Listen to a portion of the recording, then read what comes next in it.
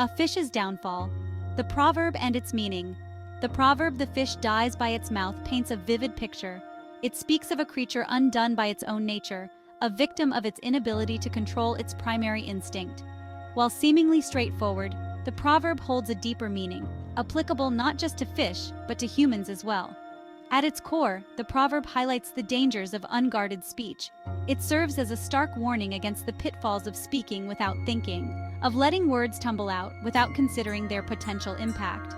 Just as a fish, lured by bait, gets caught and perishes, humans too can find themselves in trouble due to careless words.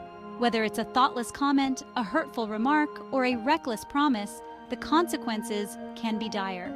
This simple proverb, therefore, carries a profound message about the power of words and the importance of wielding them responsibly. Whispers from the past, tracing the origins. The exact origins of the proverb "the fish dies by its mouth" remain shrouded in the mists of time. Its roots likely lie in ancient oral traditions, passed down through generations long before the advent of written language. Some scholars trace its earliest mentions to ancient China, where similar proverbs emphasize the importance of silence and discretion. Others point towards ancient Greece, where philosophers like Socrates stressed the need for measured speech. Regardless of its precise birthplace, the proverb's enduring presence across cultures and throughout history speaks volumes about its universality. It appears in various forms in different languages, highlighting a shared human understanding of the perils of unchecked communication. This widespread recognition further underscores the proverb's timeless relevance, reminding us that the consequences of careless speech have been a constant throughout human history. Cultural significance across the globe. From bustling Asian marketplaces to quiet European villages, the proverb "the fish dies by its mouth" resonates. Uncontrolled speech can lead to downfall. In Japan, the tongue can kill a man 6 feet tall. Words have disproportionate power. African fables like the talkative tortoise echo this sentiment. These proverbs transcend boundaries, reminding us of the universal consequences of careless speech. Words as weapons, silence as shield. Applications in daily life. The proverb "the fish dies by its mouth" isn't confined to dusty history books. Its relevance extends to our everyday lives, offering guidance on navigating the complexities of human interaction. Consider the workplace, where gossip and rumors can spread like wildfire. A careless remark about a colleague, even if made in jest, can have serious repercussions. Trust can be broken, reputations tarnished, and careers jeopardized. In social settings, an offhand comment made without considering the feelings of others can lead to hurt feelings, misunderstandings, and damaged relationships. What might seem like a harmless joke to one person can be deeply offensive to another. Even in our personal lives, the inability to control our words can have lasting consequences. Arguments escalate, secrets are revealed, and bridges are burned, all because of words spoken in haste or anger. Therefore, the proverb serves as a potent reminder of the power of our words and the importance of using them wisely in all aspects of our lives. Section 5. The Politician's Pitfall: Real-Life Examples of Unchecked Speech. The political arena provides a stark illustration of the proverb "the fish dies by its mouth" in action. Throughout history, countless politicians have faced their downfall due to careless or inflammatory remarks. Take, for instance, the case of a prominent world leader who, during a heated debate, made an off-the-cuff remark that was perceived as offensive by a particular community. The backlash was swift and severe, leading to widespread condemnation and a significant drop in popularity. Similarly, a seasoned politician, known for his eloquent speeches, saw his career crumble after a private conversation, laced with controversial statements, was leaked to the press. The ensuing scandal irreparably damaged his reputation and forced him to resign from office. These examples serve as cautionary tales, reminding us that in the realm of politics, words are weapons that can make or break careers. The ability to weigh one's words carefully and speak with diplomacy and tact is paramount for success in this arena. Section 6. The Social Media Snare: Modern-Day Traps for the Unwary Tongue. The rise of social media has created a fertile ground for the proverb "the fish dies by its mouth" to play out on a global scale. With the click of a button, our words can reach millions, often with unintended and irreversible consequences.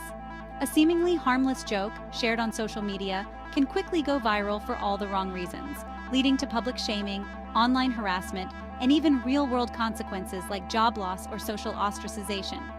Similarly, a moment of anger or frustration vented out on social media can have long-lasting repercussions.